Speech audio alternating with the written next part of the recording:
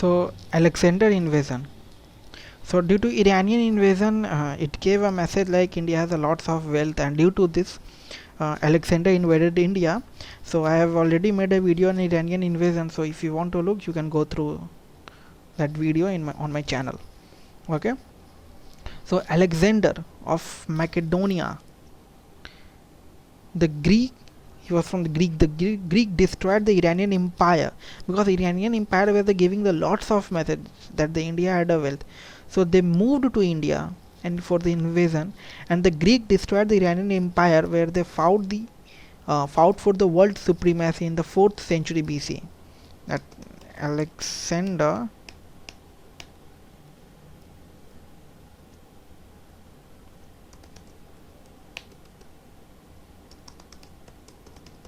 Alexander of Macedonia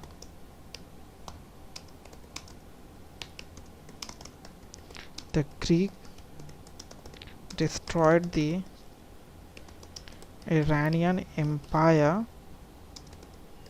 where they fought for the world supremacy in 4th century BC.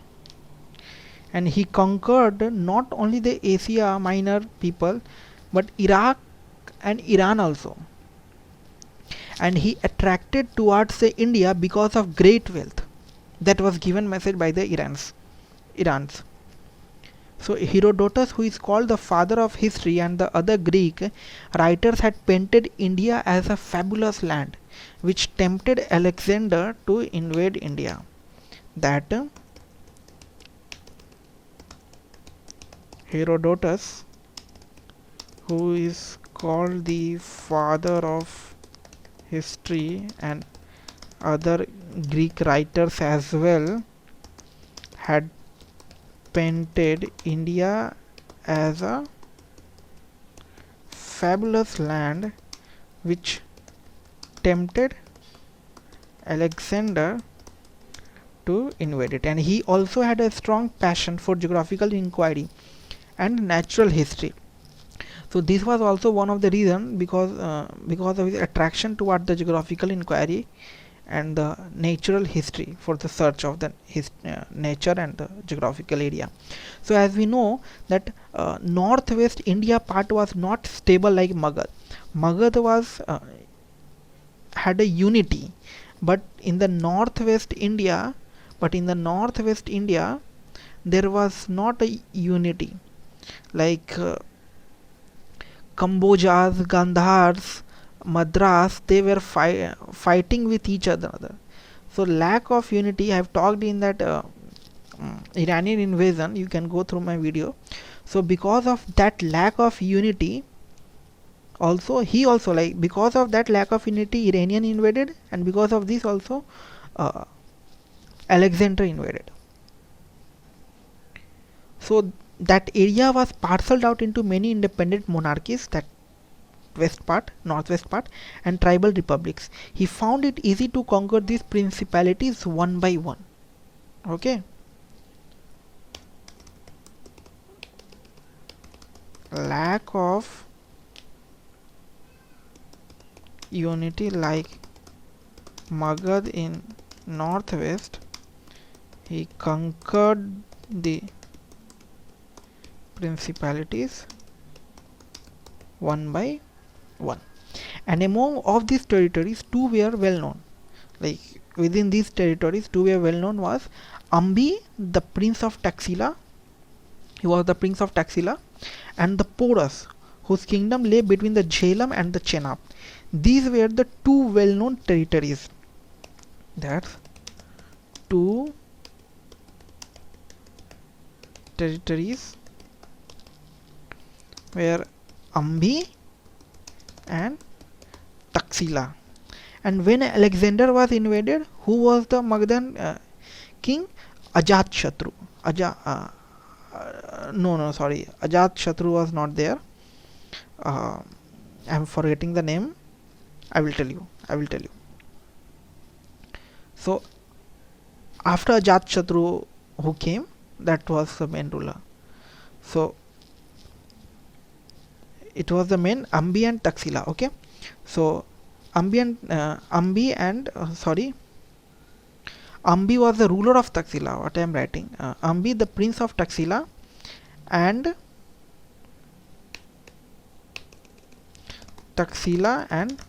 Porus. Okay, so together they might have effective resistance for the Alexander's advance, but they could not put up a joint front, and the Khyber Pass remained unguarded because of lack of unity. Khyber Pass was remain unguarded.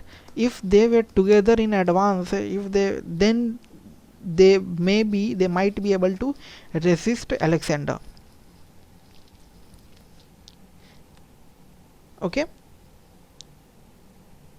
after Iran, Alexander moved on to Kabul, from where he marched into India through Khyber Pass. As I told, that it was unguarded, so he entered into India through Khyber Pass.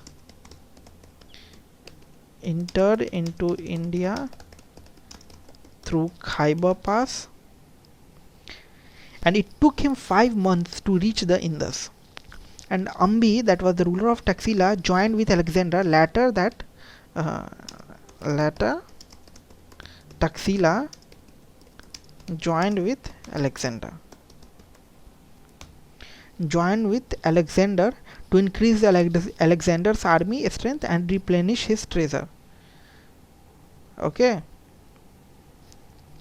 when Alexander reached Jhelum, Alexander encountered the first and the strongest resistance from the Porus.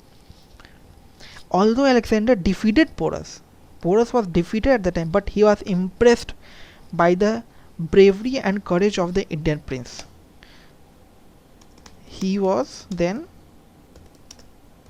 resisted by Porus.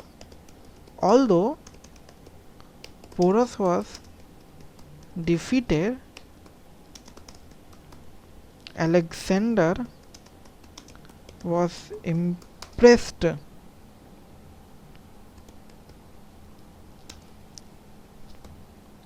with the bravery and courage of the Indian prince. He therefore restored his kingdom to him and made him his ally. So due to this Alexander restored his kingdom